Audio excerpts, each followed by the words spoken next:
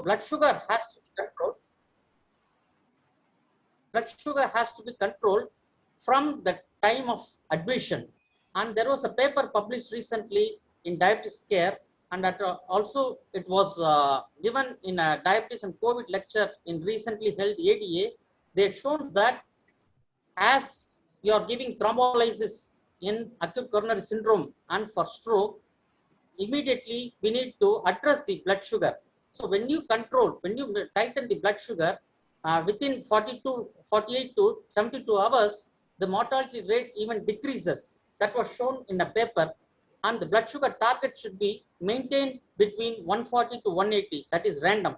So the blood sugar in critical as well as non-critical, we need to maintain between 140 to 180 with either subcutaneous insulin or intravenous insulin infusion. So blood sugar control from the day of admission, that also has an effect on the mortality. And what is the relationship between COVID and type 1 diabetes? There are case reports of newly diagnosed type 1 diabetic with ketoacidosis occur at COVID onset even.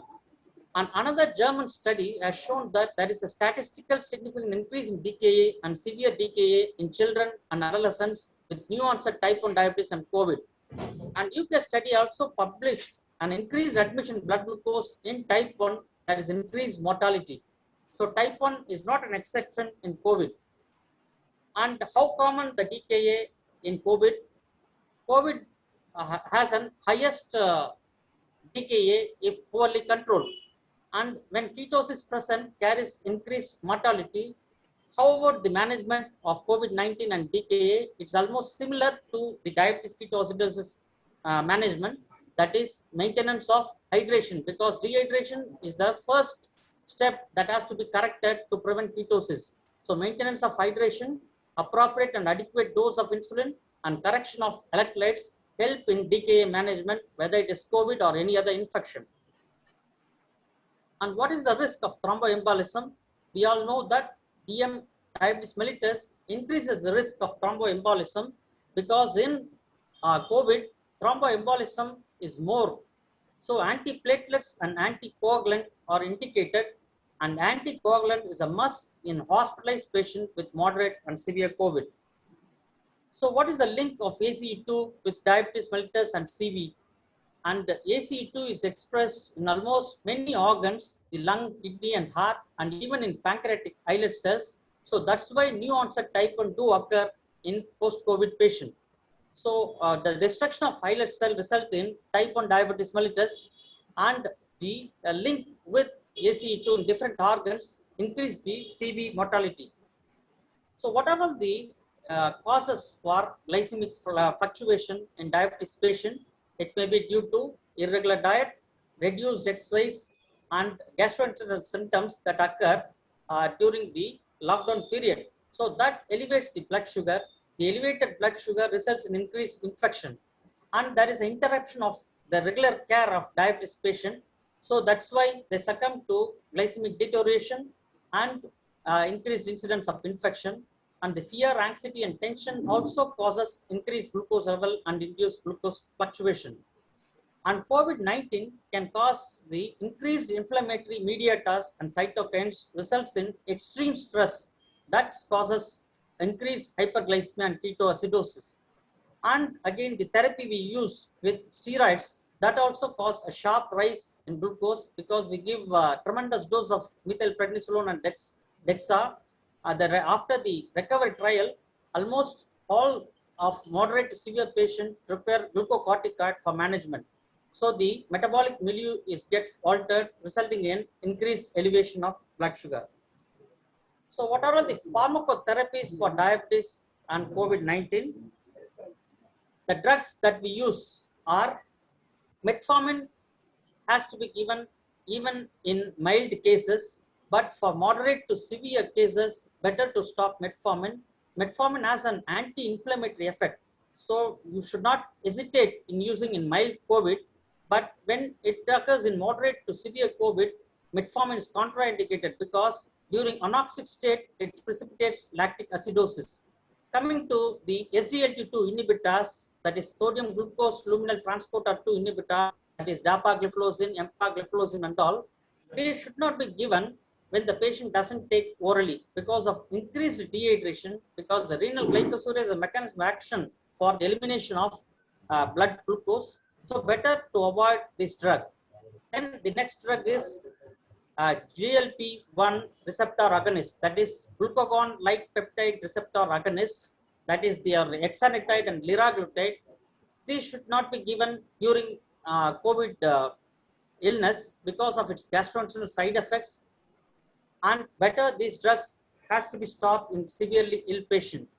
Coming to DPP-4 inhibitors, that is the dipeptidyl peptidase 4 inhibitor, sitagliptin, linagliptin, alogliptin, telligliptin and all.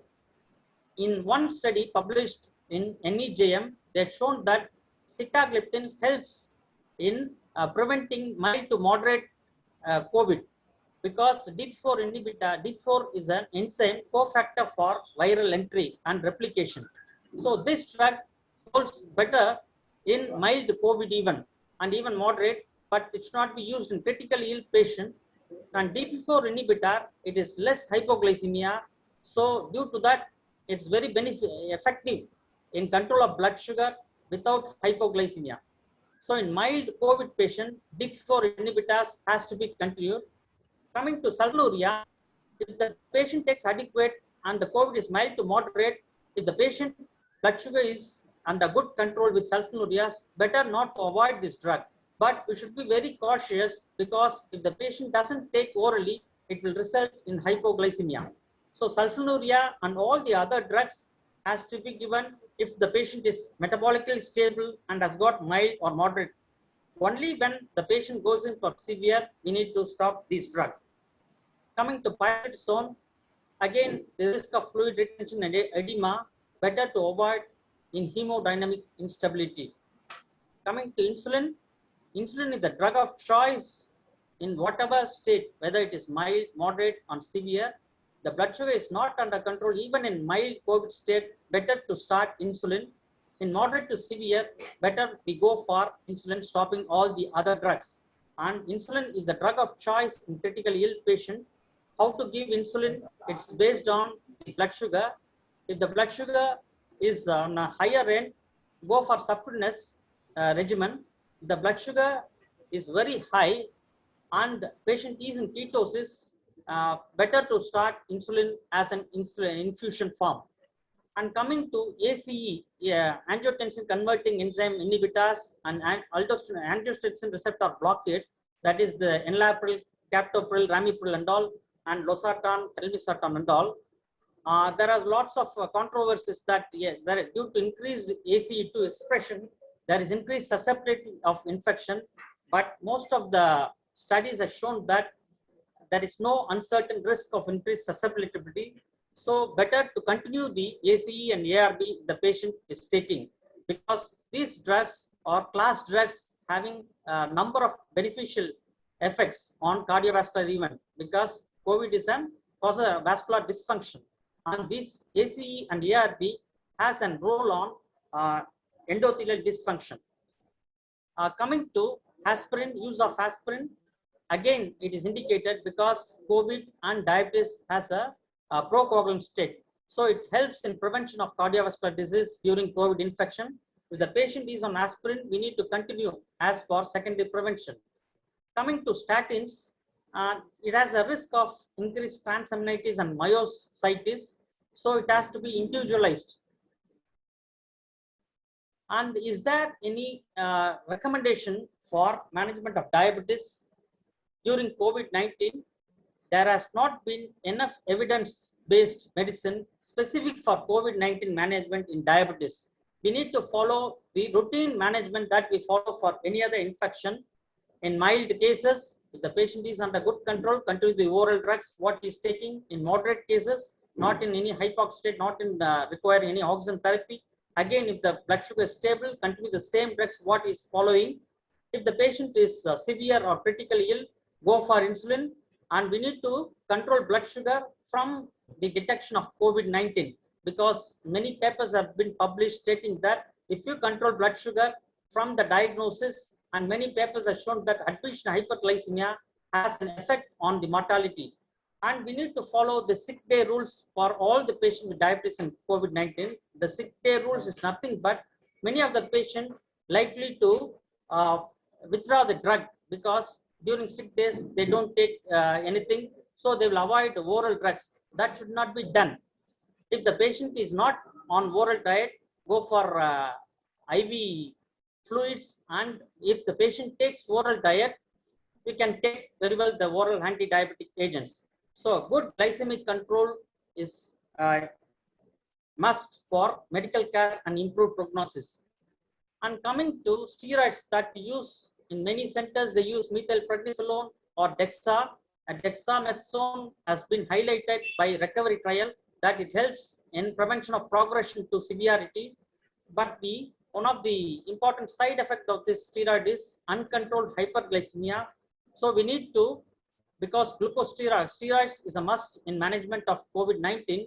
So we need to control glycemic state based on the blood sugar level and the dose of steroid that is being given. So glucose control is a must even in patients who is on steroid. Coming to remdesivir, this is again another drug which is used commonly now, but we should be very cautious before using this drug because it is hepatotoxic. Liver function test has to be done before initiation of remdesivir, and cautions must be made when patient is on statin or fatty liver disease. So now we have many number of vitamins, that is vitamin C, D and zinc. This was Journal of Vitamins and Minerals 2017 has shown the synergistic action of vitamin C, D and zinc in increasing immunity by maintaining all the 3 levels of immune function and reducing risk of infection. And another publication has found that low levels of vitamin D is associated with increased risk of COVID-19. This was a study conducted in Israel population, and they've shown that there is suboptimal level of vitamin D level in COVID-19 patient. So that might be another risk factor for COVID-19 infection, for hospitalization risk, independent of demographic and other medical conditions. And low vitamin D is associated even in prevention of coronaviral disease. And another paper published has shown that there is a relationship between vitamin D level and number of COVID-19 cases. So vitamin D has been shown to protect against any respiratory infection, whether it is COVID. So always we can advise vitamin D supplementation to protect against COVID-19 infection even. And vitamin D supplementation in COVID also reduces the death even, and it also reduces the mortality. So what are the advantage of achievement of glycemic control early on admission?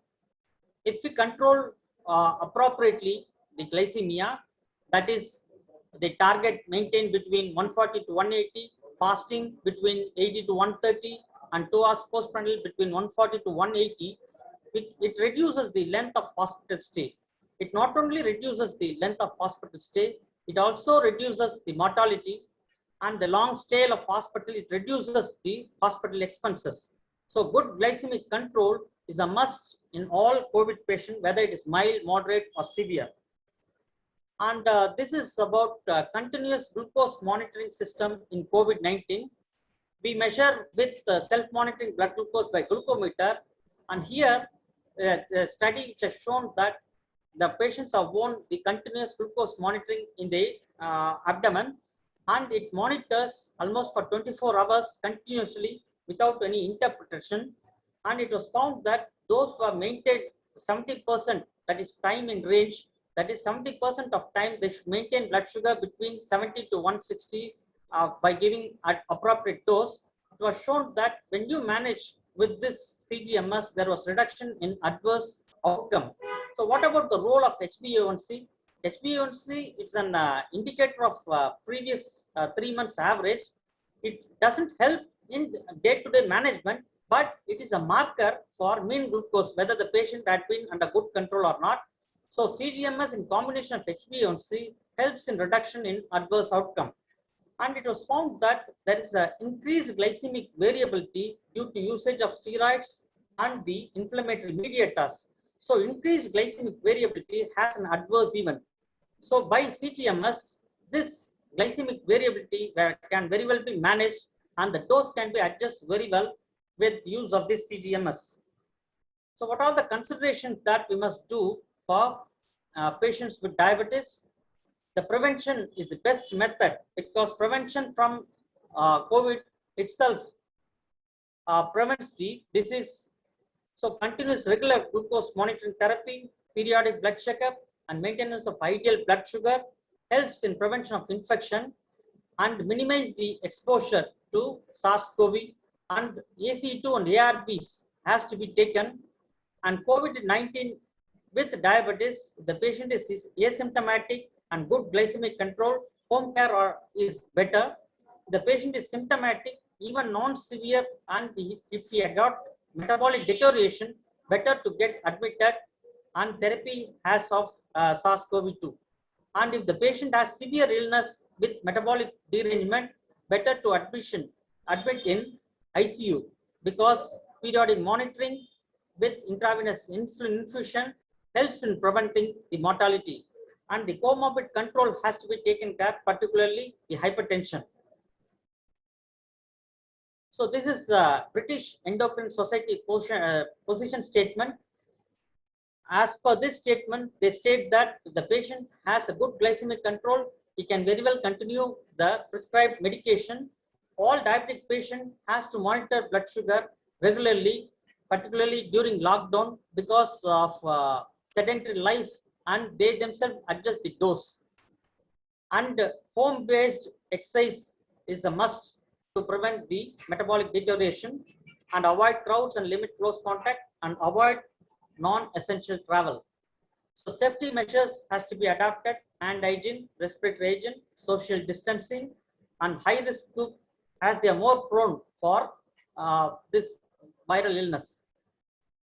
And all people with diabetes more prone and vulnerable to get COVID-19 infection? That is the question. They behave like the other non-diabetic patient. The ADA, that is American Diabetes Association, emphasizes that there is no sufficient data connecting people with diabetes to the threatening COVID-19 infection. That is, all diabetic patients are vulnerable if they have poor glycemic control, and they act similarly in acquiring infection to their counterparts, that is non-diabetic patient. The problem with diabetes patients are they are not only more likely to attract virus, but the consequence of virus are severe, and they are more prone for increased mortality and morbidity. So that's why all diabetes patient has to be very cautious, and they need to maintain the blood sugar appropriately. So to conclude, the coexistence of two global pandemics, that is COVID-19 and diabetes mellitus, has significant clinical implication on the morbidity and mortality. So hyperglycemia is a culture media for all infection. COVID-19 again is not an exception. Again, if you do not control blood sugar during COVID time, that results in increased incidence of mucormycosis, what we are dealing now. Almost we have many number of mucor cases post-COVID with diabetes. In our ward, almost 70 to 80% have diabetes. So COVID-19 and diabetes, we need to play a good metabolic control in preventing even this mucormycosis infection. And timely vaccination and appropriate follow-up of the COVID management is helpful in preventing the COVID illness. So all diabetic patients are vulnerable for COVID-19 infection, and when they succumb to infection, they need to control adequately as per the target, thereby preventing the morbidity and mortality or also mucor infection. Thank you very much for your patience hearing. I thank Professor Ramasamy sir for giving me this opportunity. I must thank each and every one of you for having invited me, and thanks for your patience hearing. Thank you very much. Thank you, Dr. Prakash. So,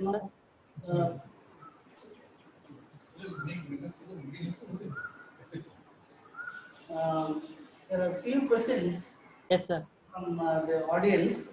Yes, sir. Is it the vaccination we can take vaccination along with uncontrolled diabetes. So that is one question arised from the audience. So what is your We did not, most of the patients ask the same question, sir. My blood sugar is not under control. Do I need to take vaccination? Because there is no other go. We need not wait for the glycemic control. But whether it is whatever state may be, vaccination is a must. Whether it is under good control or poor control, they need to vaccinate immediately.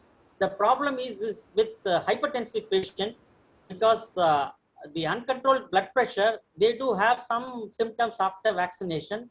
As far as diabetes is concerned, whether whatever state it is, whether it is poor or good control, they need to vaccinate.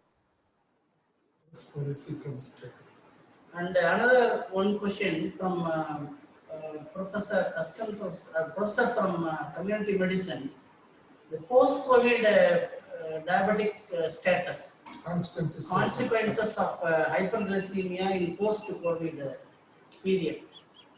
So how will you control the hyperglycemia in post-COVID status? This post-COVID metabolic control is very difficult, sir. Patient immediately after away from admission, discharge, if the blood sugar is not under control, we need to initiate insulin. We must never hesitate to start insulin if the blood sugar is not under control, because after discharge, most of the patient ask for oral drugs. So we can very well give oral drugs. If it is not under control, we can switch over to insulin. Usually I prefer insulin after 2 weeks after discharge, because this post-COVID state, most of the deterioration is between this first and second week. So during hospital stay, they are under good control with effective management in the hospital. After, when they move out of the hospital, they become routine patients. So we need to insist the patient on glycemic control because of this now mucar, after this mucar. Dr. Prakash. Yes, sir. And Dr. Kanara speaking. Prakash, you hear me? Yes. Yes, sir. Yes, sir. It's very nice, and I'm very glad to see you as a faculty. You is a pioneer in developing diabetology department and our Roman Mohan Kumar Medical College, and I'm happy to see you as a great person. And my one question is, actually, how many percentage of patients after COVID, a diabetic patient, have developed DKA? Patient has developed COVID, but it's not diabetic. And how many percentage of patients have developed? Because we know a pneumonia patient, they develop their DKA in a diabetic patient. How many COVID patients with the diabetes has developed DKA after admission in the hospital? Do you have any data or rough data?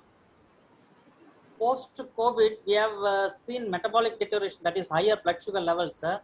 But ketoacidosis, one or two patients of type 1 diabetes came here for admission post-COVID. And as far as type 2 is concerned, we didn't get any cases with ketoacidosis, because now our hospital has been affiliated as COVID care hospital. So many of the patients non-COVID are not coming here. So once after getting treatment of COVID, I think they would have gone somewhere. But as of now, we don't have any DKA cases in type 2 after COVID. But we have 1 to 2 patients of type 1 patient post-COVID. Yes, this COVID has caused the after admission and discharge, after post-COVID, as the management of COVID has become more difficult. Yes, sir.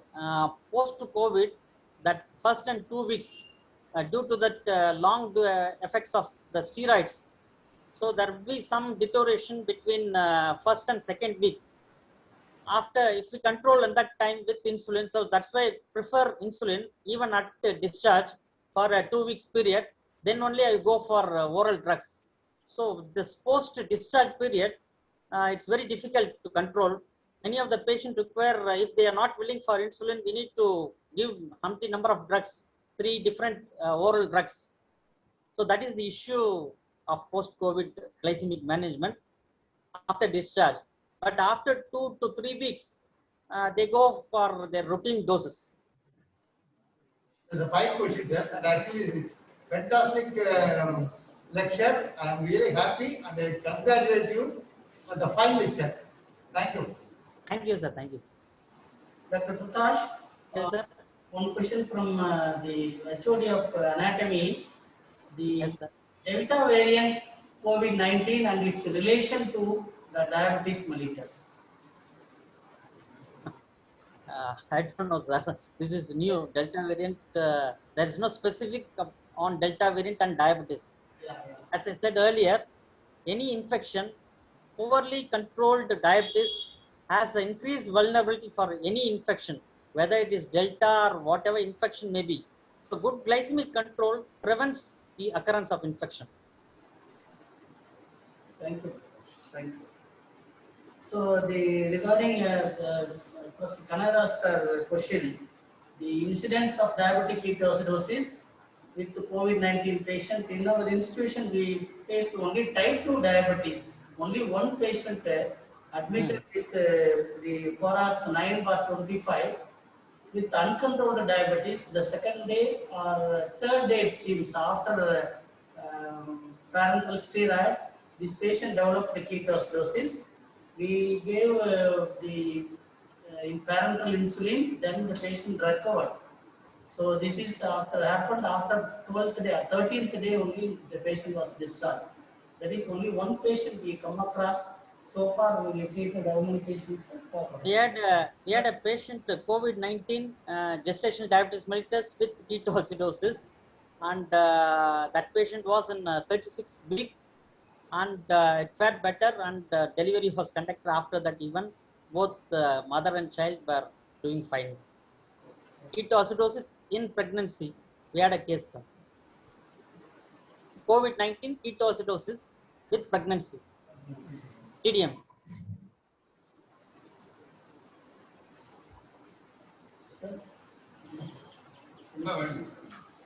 Thank you very much. It was a very nice lecture. I got 2-3 questions. Number one, the patient had a COVID-19. She is from a family of diabetic. Only at the time of COVID-19 admission, she was diagnosed as her glycemic, she was hyperglycemic. So what will be the fate of this patient after COVID-19 infection? She was not on steroids. After COVID-19 infection discharge, will she be a diabetic patient, or she will become a normal patient? That is one. And you had a very rich experience at the GMKMC of diabetes with the COVID-19 patient. And did any patient develop septicemia in COVID-19 with the diabetes mellitus? Third question is, how many cases of this COVID-19 patient with hypertension diabetes went for any cardiac problems like myocardial infarction and other cardiac complications? Kindly share your experience. So the first question, sir, new onset diabetes is, the criteria is HbA1c should be less than 6.5, and the fasting or random blood sugar should be more than 200, a fasting should be more than 126, a postprandial should be more than 200.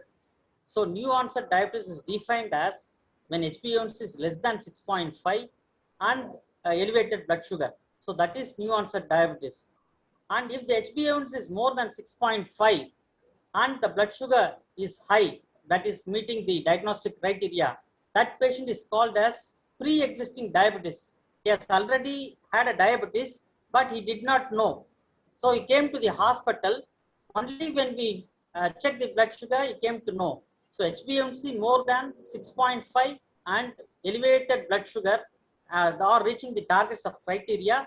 It is called known diabetes. Asymptomatic. He developed diabetes. He has diabetes before, and he came to know only during the hospital. So less than 6.5 HbA1c, it is after this COVID. So this patient has to be followed up and periodically monitored as per our routine management. Then the second question, septicemia. Septicemia, as far as COVID is concerned, we need to manage similar to the other, since COVID-19 itself is in a post-inflammatory state. So we are managing as for other patients also. Then next, the cardiovascular event with various risk factors. We had one patient which was thrombolized during the admission for COVID. The thrombolysis was done and the patient was saved even. So that was our experience, sir. Right, thank you, sir.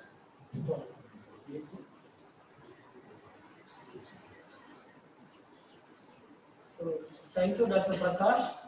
Thank you, sir. Thank you, sir. So you enlightened the various hyperglycemic state of COVID-19. Because of hyperglycemia, what are the things happened during the COVID pandemic? The toxic manifestations of COVID virus, as well as the replication of the virus, as well as the immune modulation and increased inflammation due to hyperglycemia, and increased complications, various complications due to routine complications of diabetes mellitus apart from the COVID-19 infections. So thank you very much for the take-home messages from your lecture. We observed that strict control of diabetes mellitus is mandatory during COVID infection. Either it may be a parenteral insulin or oral hypoglycemic agents, whatever may be the OHA, we can adopt. And apart from that, we observed that so many risk factors, associated risk factors like sedentary life and as well as stress factor, all these things will precipitate the hyperglycemic state during COVID pandemic. That is why we chosen this topic as one of the common topic we come across this pandemic area. And moreover, only one case we observed the cardiac complications, like the second day patient developed myocardial infarction, that is anteroceptor myocardial infarction. We thrombolized in the intensive care unit, and the patient is around 58 years, completed 58 years, known diabetes, and the patient is discharged safely in the fourth, that is the second week, discharged safely after that. So this is one case we observed in the cardiac morbidity. Thank you, Dr. Prakash. Thank you, sir. Thank you, sir. Thank you, sir. The information in your speech and the additional reference material you provided are both fascinating, sir. Our only regret is that we didn't have much more time to discuss with this topic, sir. Thank you again for taking the time to speak at our meeting, sir. Thank you. So I request Professor Dr. Senthil Nathan to address vote of thanks.